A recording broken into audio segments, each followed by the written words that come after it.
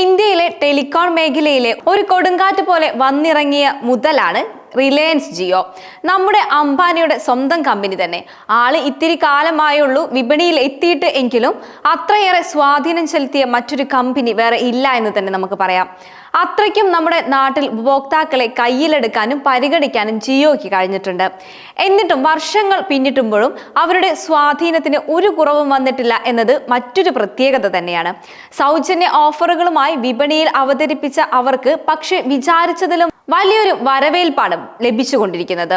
അതിന് കാരണം മറ്റു കമ്പനികൾ നടപ്പാക്കി വരുന്ന അരഖത്വവും തന്നിഷ്ടവും പ്രകാരമുള്ള നിരക്കുകളും ആയിരുന്നു. നിങ്ങൾക്ക് ഓർമ്മയുണ്ടാവും, കുറച്ചുനാൾ മുൻപ് വരെ, കൃത്യമായി പറഞ്ഞാൽ ജിയോ വരുന്നതിന് മുൻപ് വരെ കുറഞ്ഞ ഡാറ്റ ലഭിക്കാൻ പോലും കൂടുതൽ പണം മുടക്കേണ്ട അവസ്ഥയിലായിരുന്നു എല്ലാവരും. അതായത് വെറും 29 രൂപയ്ക്ക് 3 ദിവസത്തെ കാലാവധിക്ക് 500 MB എന്ന നിലയിലായിരുന്നു അന്നത്തെ ടെലികോം നിരക്കുകൾ. പുതുതലമുറയ്ക്ക് ഒരിക്കലും അങ്ങനെ ഒരു ഓഫറിനെ കുറിച്ച് ചിന്തിക്കാൻ പോലും കഴിയില്ല. അസമത്വം നിലനിർത്തുന്ന ഒരു വിപണിയിലാണ് ജിയോയുടെ വരവോടെ കാര്യങ്ങൾ മാറിമറിയുന്നത്.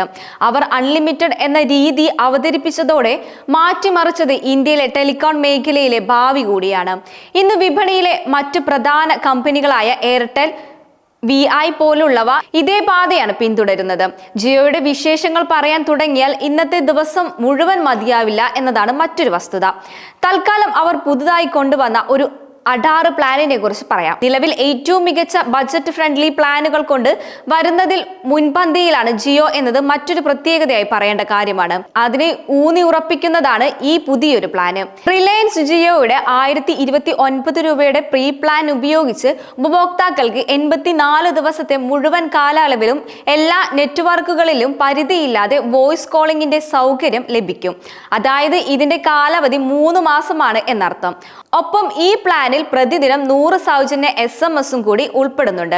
അൺലിമിറ്റഡ് കോളും SMS ഉള്ളപ്പോൾ ആശയവിനിമയത്തിന് ഒരു ബുദ്ധിമുട്ടും ഉണ്ടാവില്ല എന്നുറപ്പ് തന്നെയാണ്.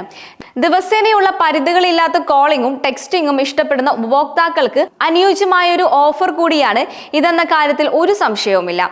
ഈ പ്ലാനിന് കീഴിൽ ജിയോ പ്രതിദിനം 2 GB ആയി വിഭജിച്ച് ആകെ 168 GB അതിവേഗ ഡാറ്റ ഉപഭോക്താക്കൾക്ക് നൽകുന്നു എന്നതാണ് മറ്റൊരു ആകർഷണം.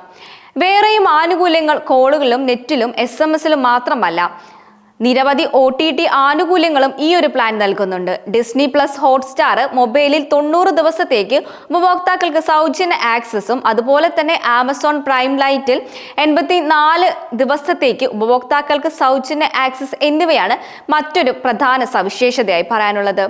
ഈ ആനുകൂല്യങ്ങൾ ഉപഭോക്താക്കൾക്ക് സിനിമകൾ, അതുപോലെ തന്നെ ഷോകൾ, ക്രിക്കറ്റ് മത്സരങ്ങൾ എന്നിവ പ്രത്യേകം സബ്സ്ക്രൈബ് ചെയ്യാതെ തന്നെ സ്ട്രീം ചെയ്യാൻ ഉള്ള ഒരു അവസരം കൂടിയാണ് ഈ ഒരു പ്ലാനിലൂടെ ഒരുക്കുന്നത്. ഇതിനോടൊപ്പം തന്നെ ജിയോയുടെ പ്രത്യേക ആനുകൂല്യം എന്ന നിലയിൽ സൗജന്യ 50 GB AI ക്ലൗഡ് സ്റ്റോറേജും സൗകര്യവും കൂടി ഉപഭോക്താക്കൾക്ക് ലഭിക്കും. അതേസമയം തന്നെ ഇന്ത്യയിലെ ഏറ്റവും പ്രധാനപ്പെട്ട ഒരു ടെലികോം കമ്പനികളിൽ ഒന്നായിട്ടാണ് നമ്മൾ വോഡഫോണിനെ കാണുന്നത്. അതായത് വോഡഫോൺ ഐഡിയ എന്നുള്ളതിനെ അങ്ങോട്ടോ ഇങ്ങോട്ടോ എന്നറിയാതെ അടച്ചുപൂട്ടേണ്ട ഒരവസ്ഥയിലായിരുന്നു VI നിലനിന്നിരുന്നത്. ഇപ്പോൾ മുന്നോട്ട് പോയിക്കൊണ്ടിരിക്കുകയാണത്. സർക്കാരിന് അടക്കാനുള്ള AGR കുടിശ്ശികയാണ് VIയുടെ ഏറ്റവും വലിയൊരു ബാധ്യതയായി കണക്കാക്കുന്നത്. കുടിശ്ശികയിൽ ഇനിയും ഇളവ് നൽകാനാകില്ല എന്നാണ് സർക്കാർ ഇതിനകം വ്യക്തമാക്കി കഴിഞ്ഞിരിക്കുന്നത്. കൂടുതൽ വരുമാനം കണ്ടെത്തി ബാങ്ക് ലോണുകളുടെയും മറ്റ് സഹായത്തോടെ കടങ്ങളിൽ നിന്ന് ആശ്വാസം നേടാനും അതോടൊപ്പം തന്നെ സേവനങ്ങളുടെ നിലവാരം വർദ്ധിപ്പിച്ച് കൂടുതൽ വരിക്കാരെ സ്വന്തമാക്കാനും VI ഇപ്പോൾ ശ്രമിച്ചുകൊണ്ടിരിക്കുകയാണ്. ഇതിനിടയിൽ റീചാർജ് പ്ലാനുകളുടെ നിരക്ക് വർദ്ധിപ്പിക്കാനായി VI പലതവണ പലതരത്തിലുള്ള പ്ലാനുകളും അവതരിപ്പിച്ചിട്ടുണ്ട്. VIയുടെ നിലവിലെ സാഹചര്യത്തിൽ വരുമാനം ഉയർത്തേണ്ടതുണ്ട്. അതുകൊണ്ട് തന്നെ റീചാർജ് നിരക്കുകൾ ഉയർത്തിയാൽ വരുമാനം ഉയരും എന്ന കാര്യത്തിൽ ഉറപ്പ് തന്നെയാണ്. പക്ഷേ VI 5G ചുരുക്കം ചില ടെലികോം സർക്കിളുകളിൽ മാത്രമായി ലഭ്യമാകുന്ന ഒന്നാണ്. 5Gയുടെ അഭാവത്തിലാണ് മറ്റു നിരവധി ഉപഭോക്താക്കൾ VI കണക്ഷൻ ഉപേക്ഷിച്ച് ജിയോ, എയർടെൽ എന്നീ കമ്പനികളിലേക്ക് പോകുന്നത്. ആളുകൾ കൊഴിഞ്ഞു പോയിക്കൊണ്ടിരിക്കുന്ന ഈ ഒരു സാഹചര്യത്തിൽ റീചാർജ് നിരക്കുകൾ സ്വന്തം നിലയ്ക്ക് ഉയർത്തുന്ന എന്നത് VIയെ കൊണ്ട് സാധിക്കുന്ന ഒരു കാര്യമല്ല. അത് മറ്റു ടെലികോം കമ്പനികൾക്കൊപ്പം നിൽക്കാനുള്ള ഒരു അവസരം നഷ്ടപ്പെടുക എന്നതാണ് ഒരു കാരണമായി നമുക്ക് പറയാൻ പറ്റുക.